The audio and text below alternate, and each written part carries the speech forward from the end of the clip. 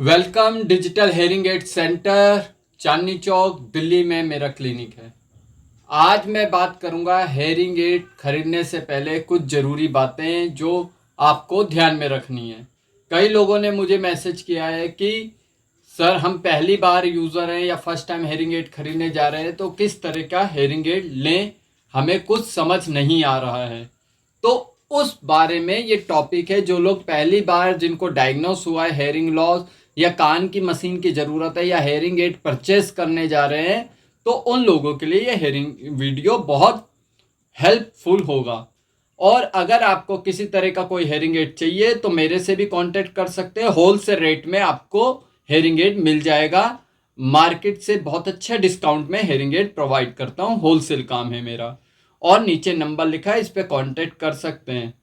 तो बात करते हैं हेयरिंग एड।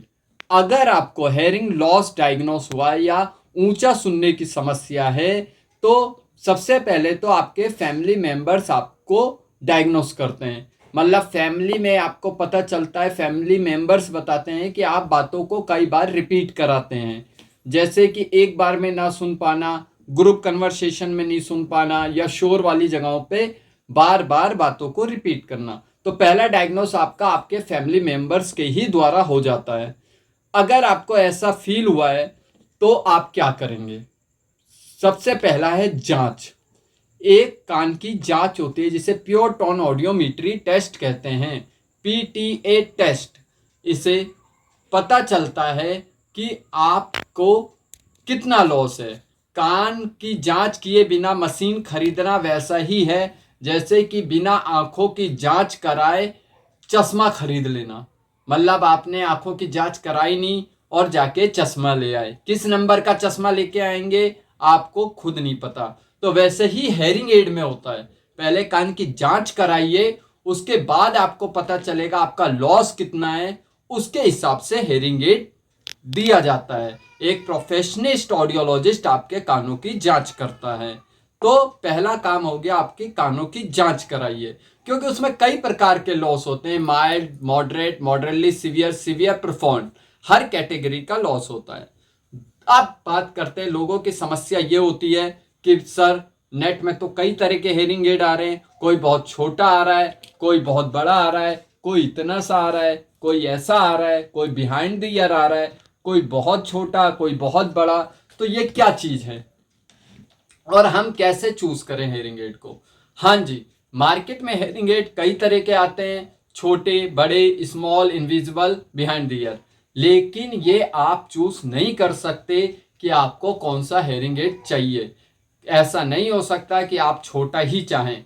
ये आपकी जो कानों की जांच हुई है, रिपोर्ट हुई है, पीटीए टेस्ट आया है, उसके द्वारा हेयरिंग प्रोफेशनिस्ट आपको बताएगा कि आपको किस तरह का हेयरिंग एड लगेगा। मतलब कि हेयरिंग एड का डिजाइन आपकी हेयरिंग रिपोर्ट पे या ऑडियोलॉजी रिपोर्ट पे डिपेंड करती है कि किस तरह के लॉस में किस तरह का हेयरिंग एड आएगा। आप अपनी मर्जी से हेयरिंग एड नहीं खरीद सकते। अब कुछ लोग कहते हैं सर मार्केट में रिचार्जेबल हेयरिंग एड भी आ रहे हैं, नॉन रिचार्जेबल भी आ रहे हैं, कैसा हेयरिंग एड लें हम तो बड़े कंफ्यूज हैं।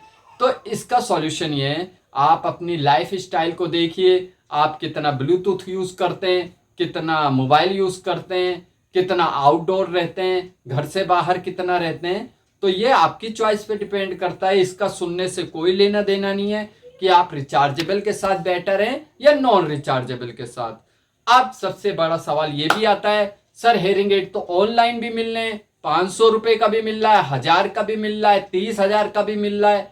तो क्या करें? क्या ऑनलाइन हेयरिंग एड लेना चाहिए? इसका जवाब है नहीं। आप ऑनलाइन हेयरिंग एड नहीं लें। उसका कारण यह है कि आपकी रिपोर्ट के हिसाब से आपको कौन सा हेयरिंग एड सूट करेगा। आपका फाइन ट्यूनिंग होगी, बैठा के पूरी फ्रीक्वेंसीज सेट होती हैं। एक ऑडियोलॉजिस्ट आपकी फ्रीक्वेंसीज को सेट करता है, आपको ट्रायल देता है। तो ऑनलाइन हेयरिंग एड में ऐसा कुछ नहीं होता, वो सिर्फ एक एम्पलीफायर होता है। तो आप एक ऑडियोलॉजिस्ट से अपनी फ्रीक्वेंसी सेट करा के डिजिटल हेयरिंग एड लें। Over the counter hearing aid किसी तरह से आपकी हेल्प नहीं कर सकता है। पता चला आपको लॉस मॉडरेट है, मीन्स 40-50 डेसिबल है, आपने ऑनलाइन मशीन खरीद ली, हेयरिंग एड खरीद ली 70 डेसिबल वाली, तो भी नुकसान है। और अगर आपको 70 डेसिबल लॉस है, आपने ऑनलाइन हेयरिंग एड खरीद लिया, उसकी पावर ही केवल 40 तक है, तो भी नुकसान है। तो ना बहुत ज़्यादा कम, ना ज़्यादा हेयरिंग एड लगा सकते हैं। तो इसके लिए ऑडियोलॉजिस्ट आपको डिसाइड करके बताएगा कि कौन सा हेयरिंग एड आपके लिए बेटर रहेगा। तो over the counter hearing aid खरीदने का कोई फायदा नहीं है, ऑनलाइन खरीदने का कोई फायदा नहीं है। आप काउंटर पे आइए, ऑडियोलॉजिस्ट से मिलिए, जांच कराइए, फिर एक अच्छा और बेटर हेयरिंग एड लें।